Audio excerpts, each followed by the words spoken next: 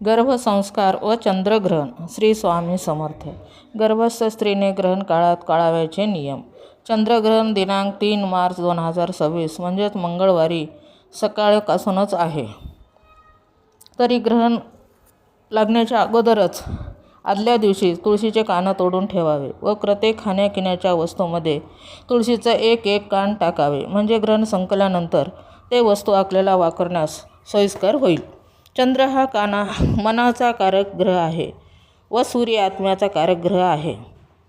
मन करारे प्रसन्न सर्व सिद्धीचे कारण. तर माणसाचे मन जर प्रसन्न असेल तर व्यक्तीला प्रत्येक गोष्ट चांगली वाटते.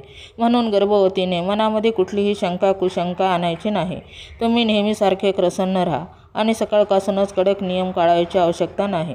वेदकाळ म्हणजे सूतक काळ सूर्योदयापासूनच आहे, पण तुम्ही 11 वाजल्यापासून जरी नियम पाळला तरी चालतो. जर 11 पासून नियम पाळणे शक्य नसेल शारीरिक परिस्थितीनुसार, तर तुम्ही 3 ते 6:45 पर्यंत तुम्हाला नियम कटाक्षाने काढायचे आहे. पण तुम्ही सूर्योदयापासूनच बाहेर कुठे जायचे नाही.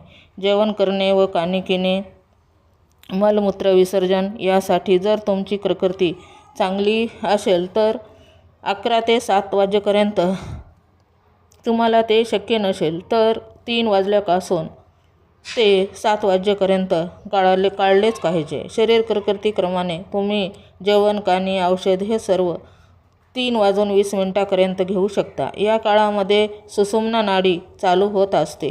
ही खगोलीय घटना जरी असली तरी या ग्रहण काळाचा सदुपयोग करणाऱ्यासाठी वरदानही आहे. तरी गर्भवती महिला न घाबरता यावेळेस जास्तीत जास्त नामस्मरण व स्तोत्रमंत्र पठण करावे. देवपूजा, अधिक अगरबत्ती हे काहीही करायचे नाही. फक्त आसनावर बसून किंवा घरातल्या घरात हिंडत फिरत तुम्ही हे करू शकता. पण तुम्ही त्या दिवशी काहीही काकायचे म्हणजे चिरायचे नाही, स्वयंपाक करायचा नाही, पीठ मळायचे नाही, काही भाजायचे नाही, घरच्या बाहेर जायचे नाही. या काळामध्ये केलेला जप, मंत्र, स्तोत्र हे सिद्ध होत असतात. त्यामुळे ही साधना बाळासाठी व तुमच्यासाठी वरदानच आहे.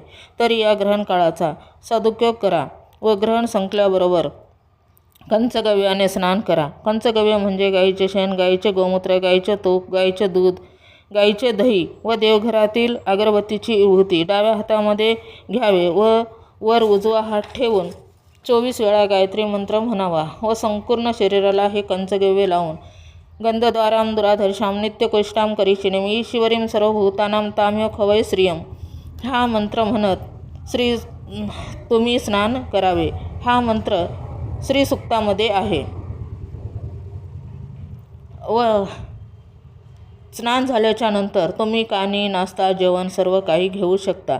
तरी न घाबरता ह्या ग्रहण काळाचा जास्तीत जास्त सदुपयोग करून गर्भिणी स्त्रीने बिनधास्त राहावे व आपल्या बाळाची कसल्याही प्रकारची काळजी करू नये. व्हिडिओ आवडल्यास व्हिडिओला शेअर करा, सबस्क्राईब करा, जास्तीत जास्त लोकांपर्यंत हा व्हिडिओ पोहोचवा. श्री स्वामी समर्थ.